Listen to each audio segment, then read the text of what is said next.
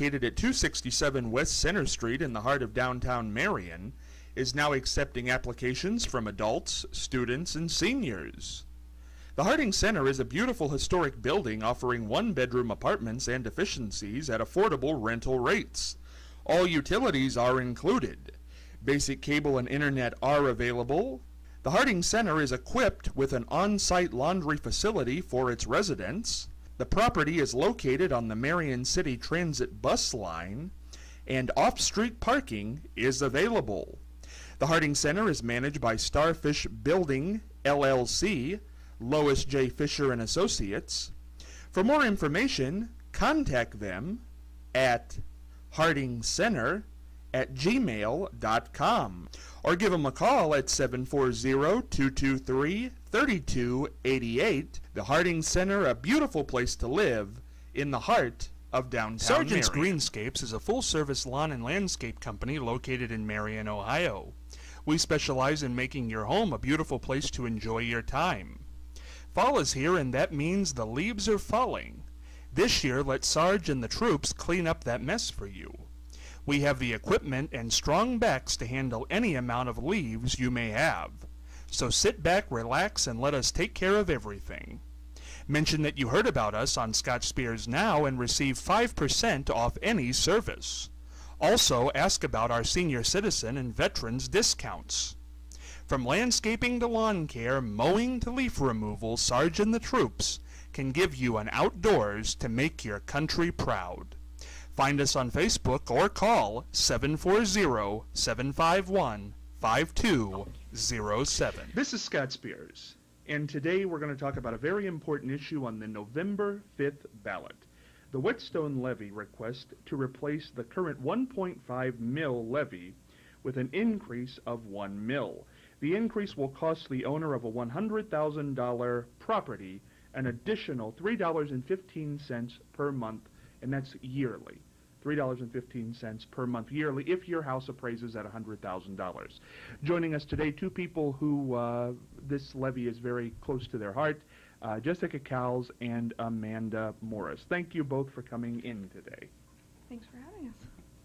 Now, first of all, before we get into the issue, well, let's say that if you had to describe it in layman's terms, Jessica, what is this about? This is about more than just a levy for myself and those in Morrow County with a developmentally disabled child. It's literally the decision between, putting food on your table and providing your child with medical costs or care. I can't talk, I'm sorry. No problem. Amanda, if you were describing it to somebody without all the political wording and everything, what would you say?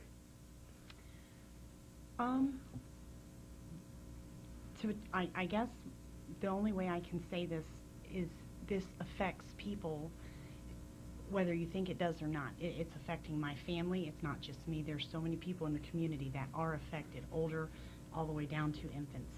And we need people to realize that, to open their eyes that we're here.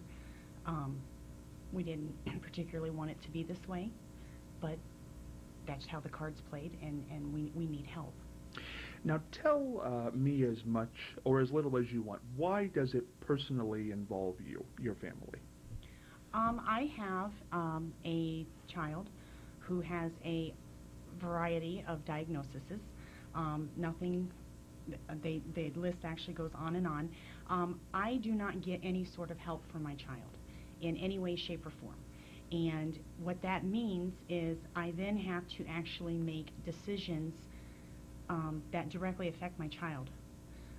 For example, my child would greatly thrive on extra physical, speech, and occupational therapies outside of what he's given from school.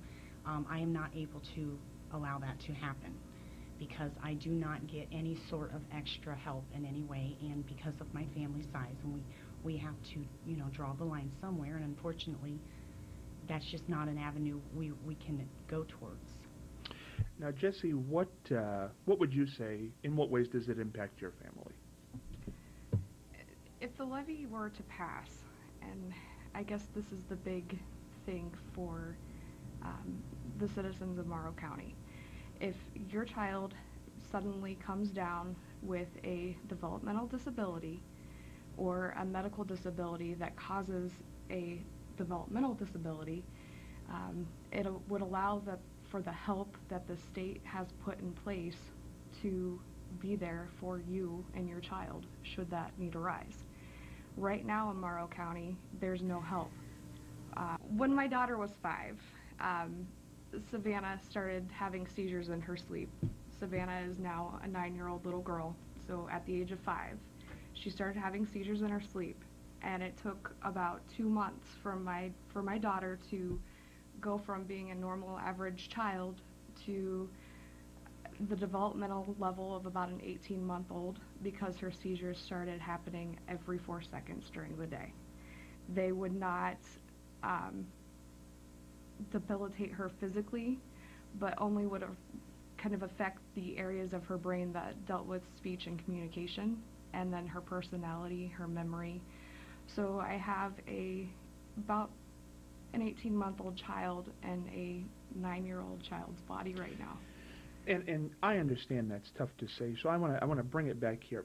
What could change if this levy passes?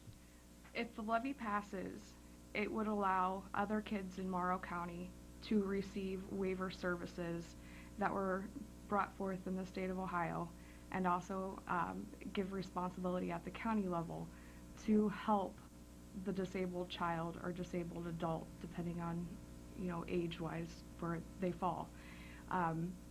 It would allow for them to receive medical care that goes beyond the average norm for a typical citizen. It would allow in-home health as far as a home health aide. There is an area of the waiver that would also allow for if home modification, if somebody needed a wheelchair ramp, it would allow for the wheelchair ramp to be built on their house. Safety equipment at various, it can be a lot of different things to different people, but what it does is it allows for your child or your adult that you're trying to care for the ability to stay in a home versus going into some sort of institution. Let's say now, the way things are now, what happens if you have the developmentally disabled child and you go down to the office? What happens? You go in and they interview you, they do an assessment, and they add your name to a waiting list. And from what I understand, the paperwork I was given, that waiting list could be as long as 5 years, maybe longer. 5 years and longer. Yeah. Have you ever experienced issue with the waiting list, Amanda? Yes, without knowing 100% for sure where I'm at. My son has been on the waiver list, I'm going to say 7 to 9 years. I'm not 100% sure, but he's been on it for a very, very long time. So now what does that mean? He qualifies for the help but doesn't get it? What exactly does that mean, being on it for that long? It has never been directly told to me what exactly it means, him being on it that long. I just know that should his time ever come, there would be a lot of help. That would be tremendously wonderful if he should ever be able to obtain it. How many times has this been on the ballot? Every year for the past 25 years. 25 years, and 25 never years. passed. Never passed. Okay, I don't think people in general are cold-hearted. So why in 25 years does this not pass? Do they not understand the wording? Do they not understand what's going to happen? What's your opinion this hasn't passed in 25 years? I think that the reason why people don't understand how important it is to pass this levy is they don't understand what all a waiver does. They don't understand what a county board of developmental disabilities does. They don't understand in our county Whetstone Industries and the services that Whetstone Industry provides. And I think there's a lot of just an unknown certainty of what it does, and if it doesn't directly affect them or people that they love and care about, it's not important. Do you think a great deal of it is, I understand, a lot of people probably won't be directly affected by this, but that they don't know that people aren't getting help. I think that's maybe the reason they figure, well, you could go on welfare, you could do this, you could do that, there are other options, we don't want our property tax raised. Is there an option like that? In Morrow County, I mean, your only options with a disabled child is you very quickly realize in our current state right now that you can either, one, the option that I refuse to do, and anyone that I know with a disabled child would refuse to do, is give that child up to foster care, or number two, move out of the county, number three, live below the poverty lines so your child has medical care, period. Those are your three options. Not particularly your case, but what if the family made, if there's a family out there with a developmentally disabled child, if they made $100,000 a year, do they qualify for this? What are the expenses here? As far as the waiver goes? Yeah. The first thing and the most important thing I think a waiver does, this is my personal opinion, but it financially separates the child that has the need from the parents as far as income. And that allows them to be placed on Medicaid. I don't really know too many people that can medically afford my child in particular, and a lot of other kids with medical and developmental issues. So that expense is just through the roof, and that to me was the most important thing in obtaining a waiver first, would be to financially separate my child from myself. Amanda, I don't think, this is not necessarily something, I'm sure people under the poverty line would qualify for this, but it's also for other people as well, right? I mean, what can the expenses accumulate to be when you have a child with My disabilities? child has doctor's appointments. There are co-pays. There are not only the co-pays that we must go through, then there are the follow-up appointments, there are the, what doesn't the insurance cover in the aspect, during that appointment. So then there accrues a balance, and if you are able to maintain that balance, then you may risk the potential of losing that doctor or that service that your child needs. There are medications that that people need, my son needs. There is modifications that I cannot afford to give my son. He is not only mentally challenged, but we do have some minor physical issues that we need to deal with. So there are I guess simple things that people take for granted. I have a 12-year-old son, and this is actually on one of the websites that we belong to. I can no longer take my child into a restroom. It's something that everyday people take for granted. People frown upon a 12-year-old boy almost in a female restroom, but I have a child who cannot button his pants or pull them up at times, therefore leaving himself exposed and exposing others. He also knows no stranger would touch someone inappropriately in the restroom to get their attention. So when you look at it, it's everywhere. It's from the speech to, everybody's needs are so different. Mm-hmm. So if this passed, how would those particular things change? Because that's a very specific issue. If this was to pass, and I don't know this for sure, and please correct me if I'm wrong, if this was to pass and my son was to get a waiver, what I can look forward to is taking a deep breath when the doctor says, hey, I'll see you next week, and having a weight lifted off my shoulders to whether I'm really going to be able to take him and afford to take him next week. When the doctor says, hey, we got a new medication we think would help, there's no fear of how am I going to pay for it. There are things that maybe I could change in my home, maybe to be able to get my son to shower by himself at almost 12 years old, that most people do not think, typical peers do not do. I still have to shower a 12-year-old child. There may be even services where somebody may be able to come with me when we're out and about. For the restroom thing alone, I mean, and that's my needs, but the needs are there for they're so different. We could definitely get the extra speech. We could definitely get this physical and occupational therapy, which would help with the whole bathroom showering issue. I mean, he could potentially reach his maximum potential. But right now, we'll never know what the maximum potential is, because the only thing he gets is his 20 minutes a week in a school setting, where it's very hard to get really in-depth, with these issues at hand. Being that you live in Morrow County and that's where this is going on, what if you lived in Marion County where we're taping this, or you lived in Union County or any of these other counties? What would be different?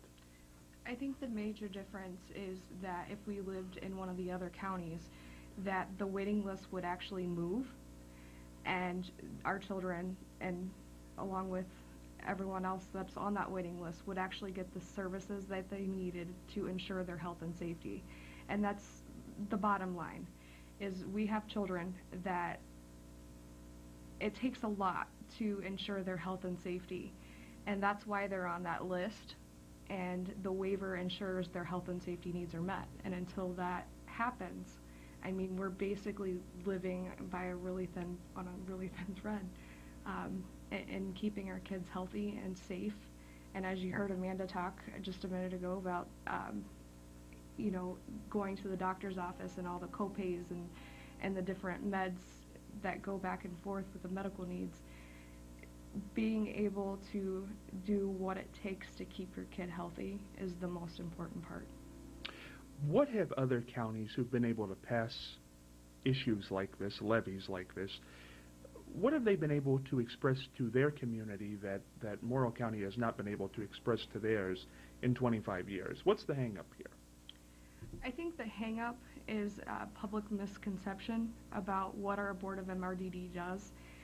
Everybody's familiar with the term Whetstone Industries, and a lot of people think that, it's just, and it is an adult workshop where people that are older with developmental disabilities can be included as a working part of the community.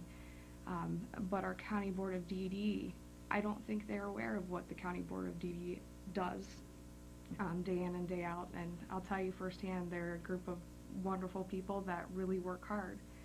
And to sit and hear stories like mine and Amanda's all day and try to get the families the help that they need, it's exhausting. And they're doing it with little to no resources. Very difficult. If heaven forbid this levy does not pass, what happens? Do things continue as they are? Do things get worse? What happens? The state will step in and make those decisions. They could reduce services that are existing in place. Our adult workshop could close. I know that they will tighten the belt as far as waivers go. The people that are actually served with waivers, they might have a certain level of services that they get now. They might be cut back on. So you're once again jeopardizing the health and safety of people that really need it and that can't speak for themselves. It's an interesting thing. If it does not pass, as we say, and we hope that's not the case, but if it does not pass, people, the state is not going to just let this continue on, but it'll probably be at the minimum, right? The minimum that they can do. They're just not going to continue to let people live without these helping things, will they? I think that they will. It's been going on in Morrow County for 25 years, where you have, a waiting list building up of people going without things to meet their health and safety, and nothing's been done about it. 25 years. Now, neither one of the children we've talked about today is 25 years old. Mm-hmm. So but you guys are 25 years old. If we go back 25 years, you voted. 10, 15 years ago, did you know anything about this? Did you know that it hadn't passed at that point by 15 years? Were you aware there was a problem? Very much aware that there was a problem. I voted in every single election since I was able to vote. And in talking with people in the community, there's a lot of misconception about what did happen 25 years ago. And what had happened was you have a big swing from the county board being responsible for the education of children with developmental disabilities back to the public school system. So it shut down kind of that part of it, and there's a lot of, well, why do we need to support this if it no longer serves that function? And then you have a new building being built on Bank Street in Mount Gilead. That's a beautiful building. And a lot of people think that for some reason there's a swimming pool in there. There's, all this like top-notch technical facility on Bank Street. And in all honesty, it's just a building. In the past few years, there's been MOESC, Mid-Ohio Preschool. Galleon YMCA has a child care facility in there. Our county board is office there. So if you actually go into the building and you see what's taken place and you hear those rumors, you're just kind of scratching your head. And then you have the political side of things. Well, the county board is not doing their job appropriately. Are they working within their budget? Well, when you really don't have any budget to work with, it's kind of hard to meet the fiscal goals as well as keeping people healthy and safe. When we talk about this and we talk about the building that they're building, obviously you said there are other things in there. There's no swimming pool. That's not true. Who starts these rumors, do you believe? Is it people who oppose this, people who don't know what's going on, people who are just anti-government? I think, most of those comments that are being shared with me are from the older members of our community, and they're mad hot when they talk about it, and you're just like, huh? It doesn't make much sense, and you don't want to question your elders, and you don't want to push somebody that's mad hot, so you just kind of, okay, and walk away. But I think if people were to really get down to the essentials of what a county board does do and the services that they provide and how vital they are for people with developmental disabilities, then they might change their minds. I think you're right. I think it's very difficult. I know this is not an easy statement to make, but if somebody's watching this and heaven forbid it doesn't pass, why not just leave Morrow County? You can't. When you have a child with developmental disabilities or a family member with developmental disabilities, you cannot leave your support system. I mean, in my particular situation with my daughter, I live with my parents. And going through the trauma and the emotion of what we had gone through with Savannah, watching her, basically go away from what she was. I mean, in all essence, I lost my child. But she's still here, and we still fight to keep her healthy and safe and get her back and rehabilitate her to what she was. And when you only sleep for 2 hours a day for a period of time and everyone in your household is awake and only sleeping 2 hours a day, it tends to weigh on you. And being a single parent, you cannot do it alone. I could not go to Delaware County or Marion County and move to those places and leave my support system behind. Do I know people that have done that? Yes. And I applaud them and I commend them. Because here's the funny thing. You can move from Morrow County to Delaware County or to Marion County, live there for a year, and you can get on a waiver through their wait list. And then you can come back to Morrow County, and that waiver's still there. So, knowing that, and as a parent who is struggling, I mean, it's disenchanting and it's downright discriminating, because knowing that, it's like, why can't I do this? And then you remember, I can't do this because I can't displace my entire family to be able to do that. If my child lives in Delaware or Columbus or Mansfield or Marion, knowing that those places can provide your child with help, and you can get that help, and then you can move back to Morrow County, and those services still be there, it makes no sense. Taking what you just said, how does it make you feel that you could do that? I mean, people have done that, obviously, for you to know that. And yet, where your support system is, the reason you don't want to leave, everything we've just shared is all within a county that continuously for 25 years votes this down. It makes me sick to my stomach. There's honestly no other way around it. 25 years, that's a long time. I mean, some people will not pass school levies, for 5, 10 years, things like that. We've had that. But I know we passed school levies here. I know we've passed one within 25 years. That's a long, long time. When you have a child who you say has been disappearing, if this is passed, can those wheels be reversed, brought back to some degree? In my particular situation with my daughter, the condition that she has is epilepsy.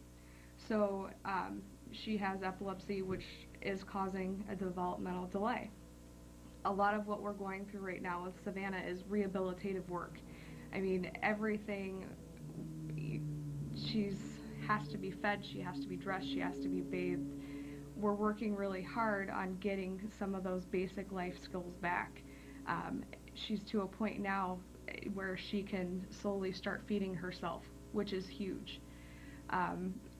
She has extreme pica to where she eats everything. She has eaten the walls before.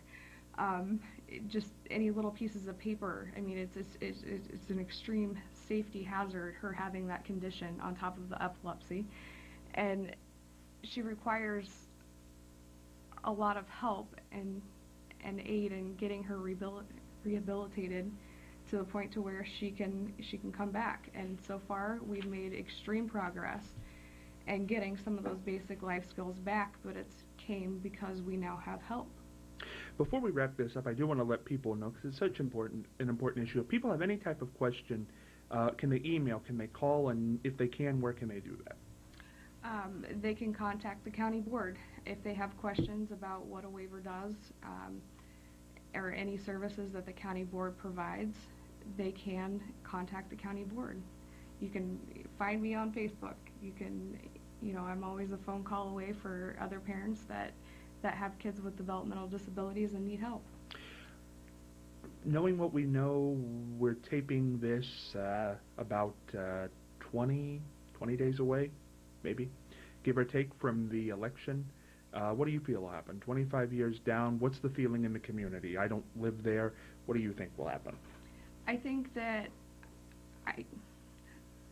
I hope that people will take the levy seriously and they'll pass it. But if they don't, and then they choose to vote no for the levy, I think things are going to get a lot worse, and you're going to have more people coming forward and sharing their stories. And then I'm sorry. No, it can be rough. I mean, it can certainly be rough. I'm just really tired of, it seems like every month I meet a new parent that their 1, 2, 3, sometimes 4 or 5-year-old is having issues, that their child may possibly be autistic, or their child may have ADHD, or their child's stuttering. How do I handle this? How do I handle questions about IEP meetings with the school district? It seems like every month I come across a new parent in our county because they hear by word of mouth that, this is Jessica, her daughter's disabled, here's how she handled it, please contact her. So it seems like every month I meet somebody new, and every month my heart breaks just a little bit more because the help isn't there.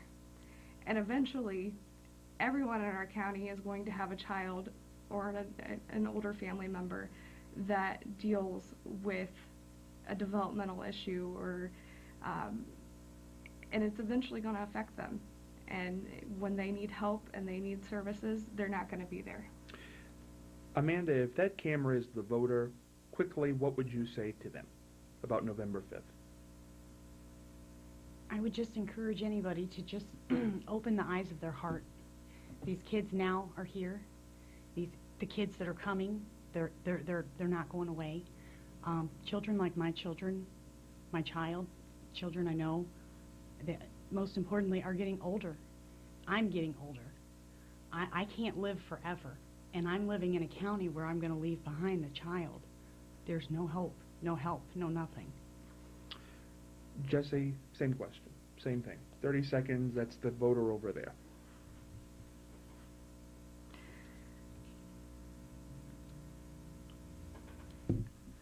Sorry. No, it's okay.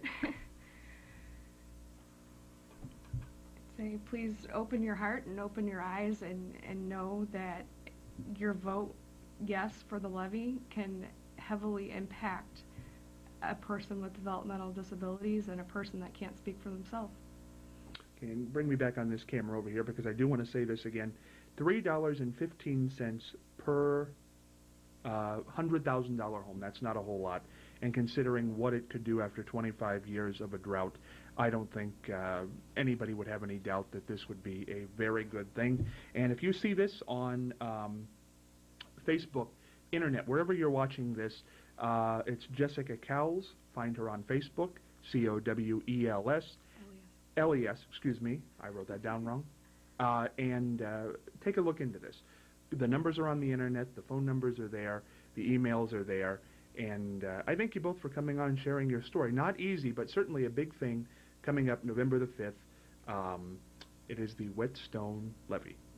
Thank you. Scott Spears,